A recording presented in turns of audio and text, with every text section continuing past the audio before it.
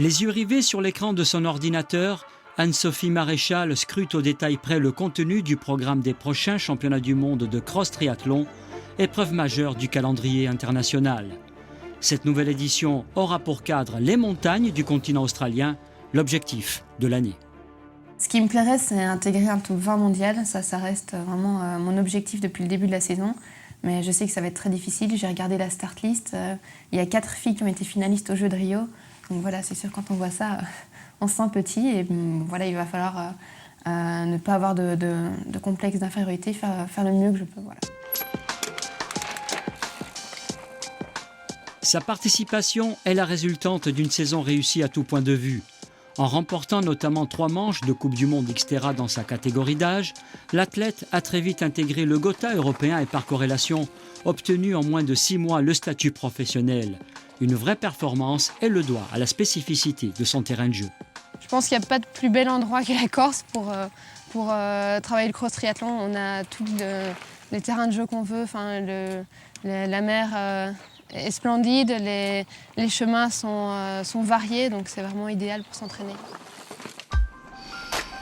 Désormais, son regard pointe vers les montagnes australiennes. Ces championnats du monde, c'est son grand objectif, son rêve, son défi. Ici, c'est un endroit que j'affectionne particulièrement. Et les kilomètres, ils passent tout seuls, en fait.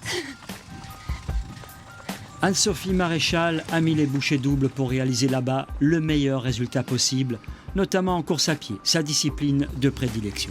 Moi, je viens de la course à pied. J'ai commencé par le cross depuis toute petite, donc j'ai une vingtaine d'années de course à pied dans les jambes. Je pense que sur la course à pied, je peux remonter pas mal de filles, mais en général, c'est là que je fais le trou.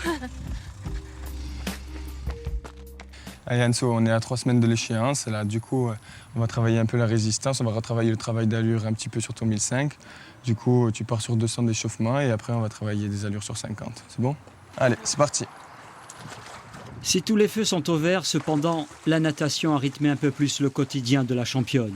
Une discipline où il a fallu améliorer certains détails techniques.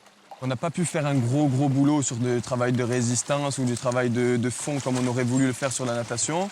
Donc on est quand même sur du travail très court. Ça a apporté ses fruits jusqu'à maintenant. Je pense qu'il va falloir qu'on fasse encore quelques mois comme ça pour pouvoir passer après sur du vrai entraînement de natation pure.